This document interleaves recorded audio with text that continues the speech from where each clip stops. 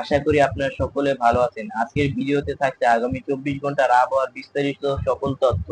কোথায় কোথায় হবে বৃষ্টি, কখন হতে পারে বজ্র বৃষ্টি, আর কি অবস্থায় রয়েছে ঘূর্ণিঝড়, তা এই ভিডিও শেষ পর্যন্ত দেখতে থাকবেন।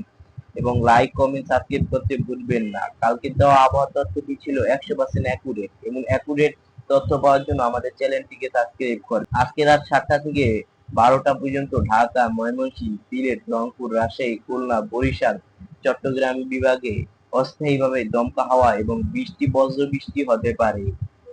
বিশেষ করে রংপুর, ময়মনসিংহ ও সিলেট বিভাগে কোথাও কোথাও মাঝারি থেকে ভারী বৃষ্টি হতে পারে। তাপমাত্রা থাকবে অপরিবর্তিত। রাত 12টা থেকে ভোর 6টা পর্যন্ত দেশের 8টি বিভাগেই থাকবে দমকা হাওয়া সহ বৃষ্টির সম্ভাবনা।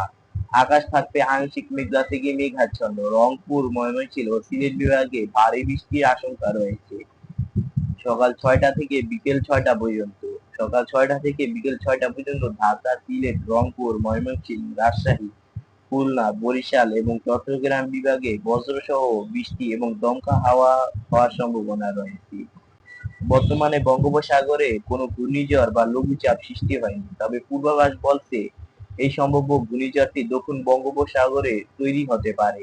এই ঘূর্ণিঝড়টি তেমন শক্তিশালী হবে না, এটি হালকা থেকে মাঝারি ধরনের ঘূর্ণিঝড় হতে পারে, যা বাংলাদেশের উপকূল অঞ্চল থেকে ঢাকার উপর দিয়ে বয়ে যেতে পারে। তারিখ বা বুধবার একটি নিম্নচাপ বঙ্গোপসাগরে সৃষ্টি হবে এবং বৃহস্পতিবার পর্যন্ত এটি শক্তি সংরক্ষণ করবে এবং বৃহস্পতিবার উপকূলীয় স্থানে আঘাত হানবে।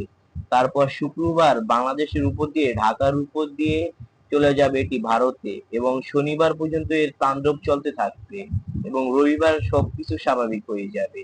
আশা করা যায় এটি তেমন একটি শক্তি ধারণ না করে বাংলাদেশের উপকূল স্থানে আঘাত হানবে এবং ঢাকার উপর দিয়ে চলে যাবে ভারত।